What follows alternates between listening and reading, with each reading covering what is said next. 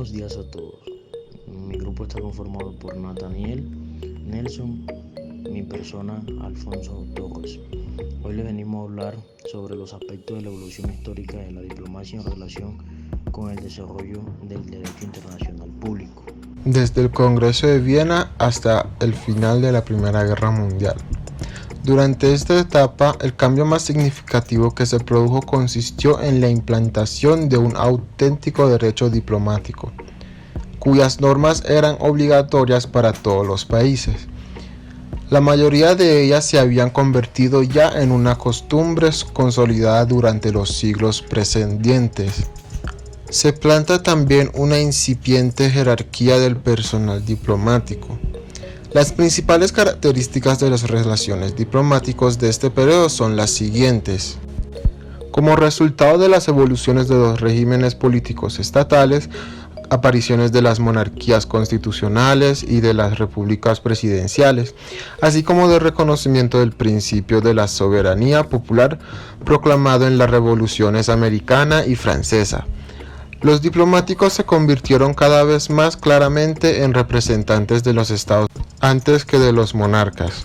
Luego de esto se comenzó a perfilar una carrera diplomática como parte sustantiva de la administración civil del Estado.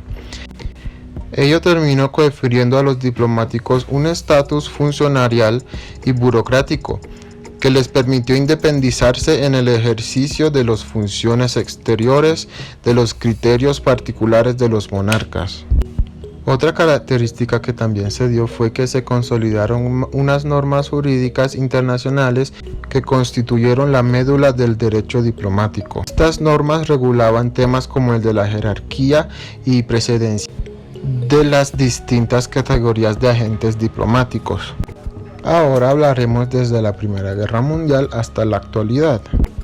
En el transcurso de esta etapa, la diplomacia permanente experimentó una relativa decadencia en favor de nuevas formas de diplomacia ambulante poderosamente estimuladas por las modernas tecnologías de los transportes, tales como los ferrocarriles, y las comunicaciones, tales como la telegrafía, la telefonía y la radiofonía, entre otras. Los principales rasgos que definen este periodo se podría decir que son la expansión de los medios de comunicación social, las cuales proporcionó un mayor control de las políticas exteriores por la opinión pública.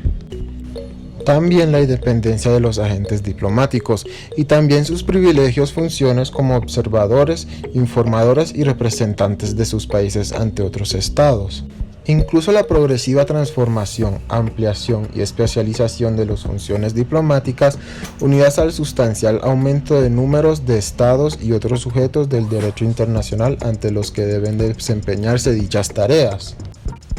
A pesar de todo lo indicado, las misiones diplomáticas permanentes siguen desempeñando insustituibles funciones como canales privilegiados de comunicación, información y negociación entre los estados, al tiempo que sigue actuando como instituciones protectoras de sus naciones y de los intereses de los respectivos gobiernos, ante las autoridades de los estados en los que se encuentran acreditadas. Los principales aspectos de la evolución histórica de la diplomacia en relación con el desarrollo del derecho internacional público. Los orígenes de las relaciones diplomáticas son tan antiguos como la historia de las propias sociedades humanas. A medida que éstas se fueron configurando como unidades políticas autónomas, surgió la necesidad de relacionarse y comunicarse con aquellas que les circundaban. Evidentemente, la diplomacia actual presenta sustanciales diferencias de aquellas prácticas diplomáticas sustentadas por las comunidades primitivas. Sin embargo, hoy como ayer, las relaciones diplomáticas forman, junto con la guerra, el comercio y la comunicación, el sustrato esencial de una sociedad internacional cuyo entramado de relaciones y actores ha experimentado una constante y creciente complejidad a lo largo de la historia. Durante esta etapa, la diplomacia poseyó un carácter ambulante, es decir, era una diplomacia que se realizaba mediante representantes designados de forma excepcional y que desempeñan su actividad en un país extranjero y ante su monarca durante un periodo de tiempo limitado, generalmente con la naturaleza de las gestiones que debían llevar a cabo. Por ejemplo, la negociación a tratados de paz o de alianzas, el establecimiento de acuerdos comerciales, la delimitación de fronteras y demás.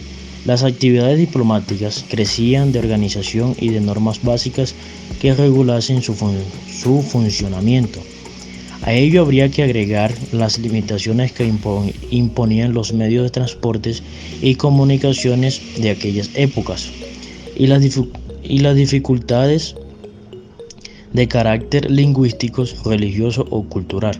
Factores todos ellos que impidieron la instauración de unas misiones diplomáticas estables o al menos regulares.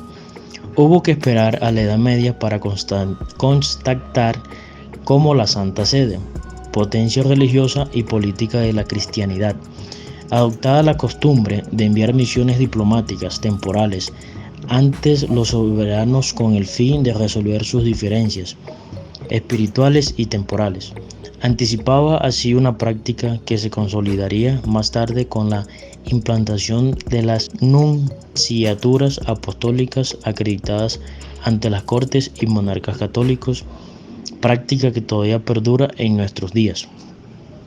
En la diplomacia se convirtió en permanente, lo que exigió que los países confiriesen un grado de estabilidad y duración a sus relaciones diplomáticas mediante el establecimiento de misiones diplomáticas permanentes. Desde mediados del siglo XV hasta el Congreso de Viena de 1815, la diplomacia se convirtió en permanente durante la primera mitad del siglo XV, en el intrincado contexto de las relaciones políticas que imperaban entre los reinos y repúblicas italianas. Se suele citar a Venecia como la instauradora de la diplomacia moderna de carácter permanente, con el establecimiento de misiones en Roma y Constantinopla. Sus embajadores, denominados oradores, mantuvieron una intensa y periódica correspondencia oficial. En ella reunían cuanta información política, económica o social de los estados y las cortes, ante la que estaban acreditados, lograban obtener. Estos informes resultaron de extraordinaria utilidad tanto para la política exterior veneciana como para el desarrollo de una nueva ciencia, la historia diplomática, de la que fueron una de sus primeras y más importantes fuentes documentales de la época. Con la consolidación del sistema europeo de estados tras la paz de Westfalia de 1648, la diplomacia permanente se generalizó entre todos los países y monarcas de Europa. Surgió así la necesidad de constituir unas oficinas encargadas de administrar las relaciones diplomáticas y la política exterior de los estados. Paralelamente, va configurándose un cuerpo de funcionarios especializados en las tareas diplomáticas que pasaron a depender de un secretario de Estado, nombrando por el monarca entre la nobleza de su confianza, constituyendo así el antecedente remoto de los actuales ministros de Asuntos Exteriores.